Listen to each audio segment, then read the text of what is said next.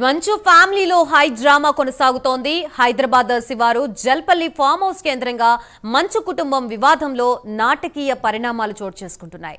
తొలుత జల్పల్లిలోని మోహన్ బాబు ఇంటికి 40 మంది బౌన్సర్లని మంచు విష్ణు పంపించగా పోటీగా 30 మంది బౌన్సర్లని మంచు మనోజ్ పంపించారు. అయితే మనోజ్ పంపిన బౌన్సర్లని సెక్యూరిటీ లోపలికి అనుమతించలేదు.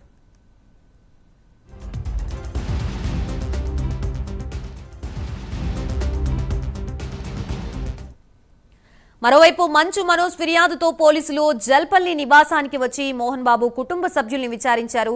అయితే తమ కుటుంబంలోని వివాదాలు తామే పరిష్కరించుకుంటామని పోలీసులకు మోహన్ బాబు చెప్పినట్లు సమాచారం.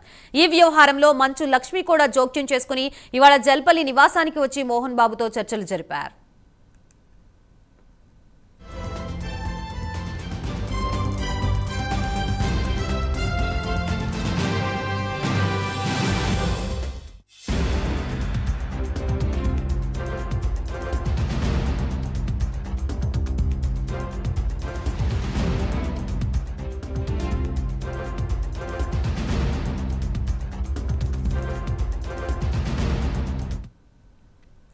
ఆస్తి వివాదాల కారణంగానే మంచు ఫ్యామిలీలో ఘర్షణలు తలెత్తాయని అనుమానాలు వచ్చిన నేపథ్యంలో ఈ వ్యవహారం తెలుగు రాష్ట్రాల్లో హాట్ టాపిక్ గా మారింది.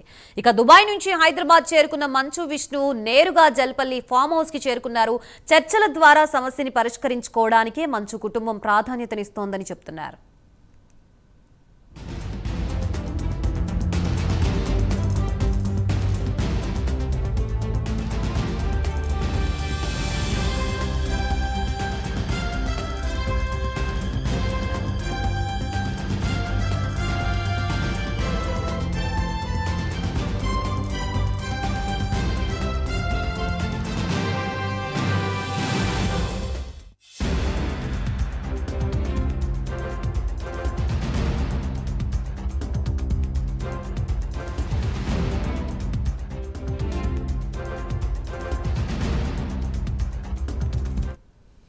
ప్రస్తుతం ఇదే అంశానికి సంబంధించి మనకి మరింత సమాచారం మా ప్రతినిధి కీర్తి అందిస్తారు. కీర్తి, చెప్పండి, మొత్తంగా మంచు ఫ్యామిలీస్ మధ్య అసలు ఏం జరుగుతోంది? నిన్నటి నుంచి కూడా ట్యాప్కి ఒక న్యూస్ అనేది బయటకు వస్తుంది. అసలు దీనికి సంబంధించి పూర్తి అప్డేట్స్ ఏంటి?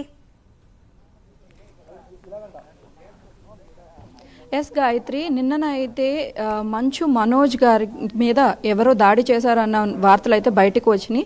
మంచు ఫ్యామిలీలో గత కొంతకాలంగా ఆస్తికి సంబంధించిన చాలా వివాదాలు అయితే జరుగుతూ ఉన్నాయి.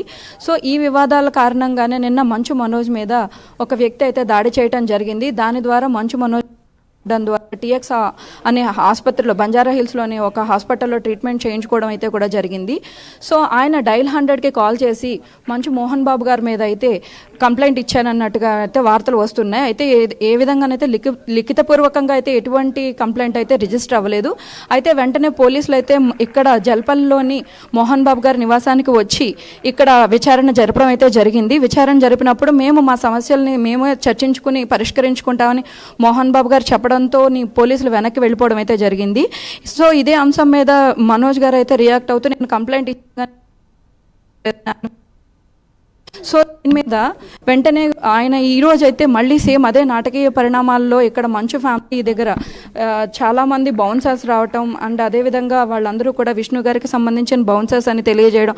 సో మనోజ్ గారు తన ప్రొటెక్షన్ కోసం అని చెప్పేసి ఒక పర్సనల్ గన్మ్యాన్ కూడా తెప్పించుకున్నారని అయితే సమాచారం వస్తుంది.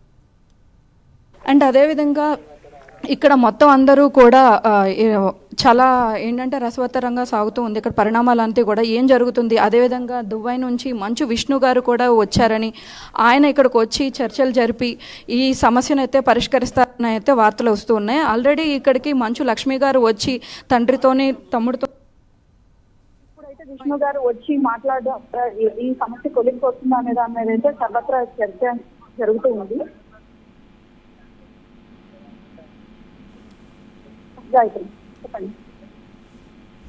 Right, thank you Keerthi.